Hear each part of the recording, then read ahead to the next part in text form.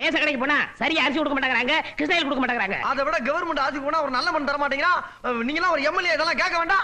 இத பாரு தம்பி, நீ சும்மா இருப்பா, நான் பேசிக்கிறேன். டேய், அத பத்தி கேட்க நீ என்ன ஸ்டேட் கவர்மெண்டா சென்ட்ரல் கவர்மெண்டா? அப்பா அந்த ரெண்டையுமே ஓட்டு போட்டு உருவாக்கின ஜனங்கள் இப்ப இவங்க கேட்காம யாரு கேட்பாங்க? ஓட்ட பத்தி நீ பேசாதய்யா. ஓட்டு இவனுக்கு சும்மா வாயா போட்டானுங்க. மார்வாடி கிட்ட 10 வட்டிக்கு வாங்கி தலைக்கு 25-30 வாங்கிட்டாயா போட்டானுங்க. அது மட்டுமா ரெண்டுல ஒரு சாராயம் அனுப்புறமா இல்லையா?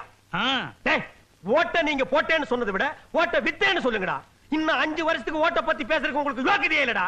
வேணும்னா அடுத்த எலெக்ஷனுக்கு சாமி ஒரு ஓட்டுக்கு 5-10 போட்டு கொடுங்கன்னு கெஞ்சுங்க, நாங்க செய்யறோம். அது ஜனநாயக மக்களாட்சி. என்னப்பா? ஆமா, இப்படித்தான் சொல்றீங்க. போன எலெக்ஷனுக்கு எங்க ஏரியாவுக்கு பணம் தான் வந்துச்சு தவிர சாராயம் வரவே இல்லைங்க.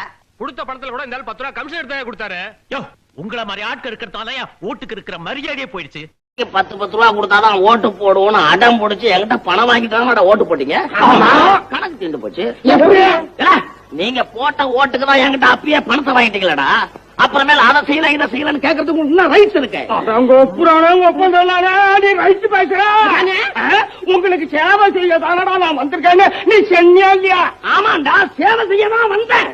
படுபாவிகளா செலவு பண்ண வச்சுட்டீங்களேடா. ஏண்டா கிணத்துல போட்டுட்டு கடல்லையா தேட முடியும்? ஏதோ ஆன செலவுக்கு வட்டி